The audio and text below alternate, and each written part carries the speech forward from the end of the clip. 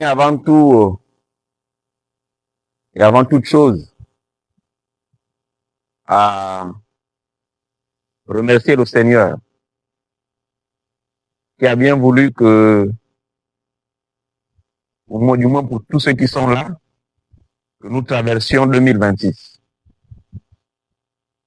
C'est une grâce lorsque nous voyons les derniers événements, lorsque nous constatons que, à la veille de l'année 2026, beaucoup d'entre nous, pas essentiellement ceux du centre, mais certaines familles ont été endeuillées.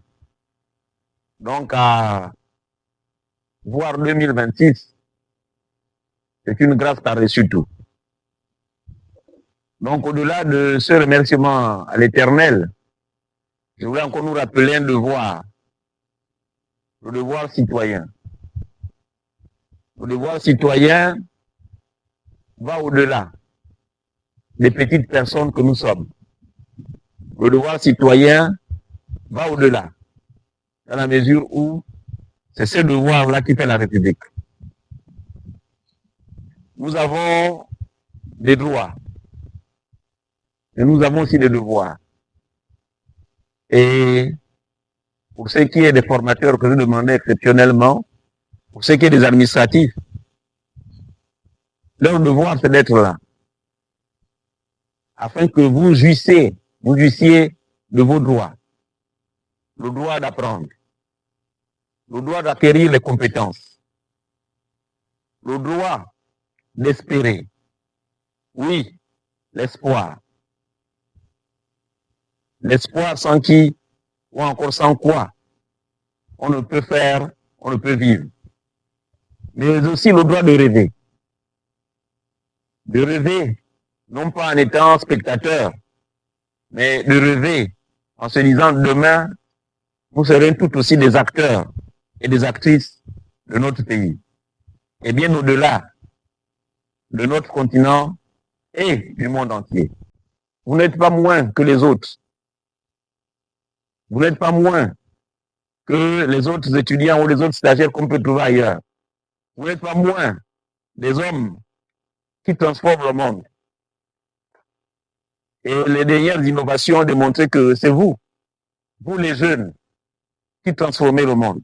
Aussi bien vous avez l'espoir, aussi bien vous avez des rêves. Nous aussi, on a placé notre espoir en vous. On a aussi placé nos rêves en vous. Vous ferez mieux que nous. Et c'est ce qui fonde notre présence ici. On voit aujourd'hui la révolution dans le bâtiment écologique, les bâtiments intelligents. Ça a été fait par les jeunes. Ce sont les jeunes qui ont porté ces innovations. Vous n'êtes pas moins jeunes qu'eux. Vous n'êtes pas moins intelligents qu'eux. Vous avez ce potentiel-là.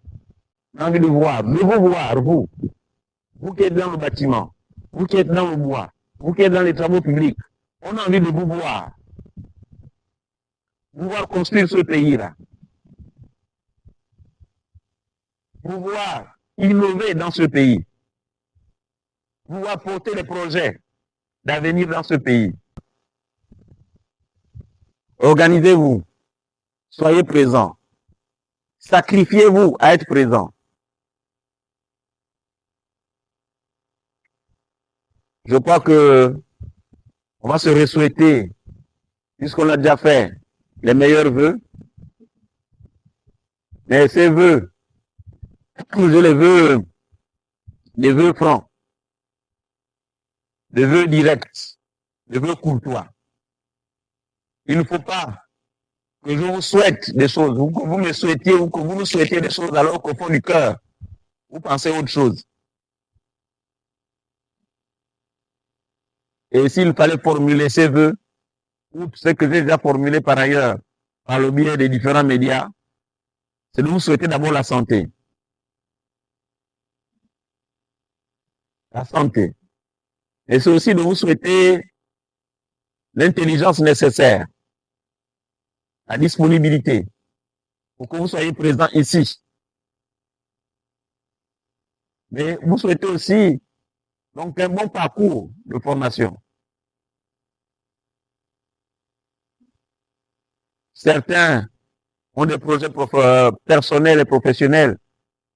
Je souhaite aussi que ces projets aboutissent. Mais par-dessus tout, et je réitère cela, je souhaite que vous soyez là tous les jours, en bonne santé, pour suivre votre formation. Je dis bien pour suivre votre formation.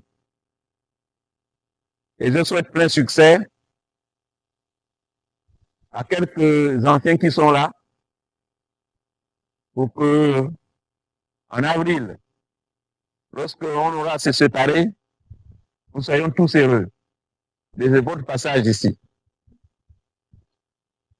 À chacun et à chacune, encore une fois, meilleurs vœux et que Dieu veille sur vous et vos familles respectives. Je vous remercie.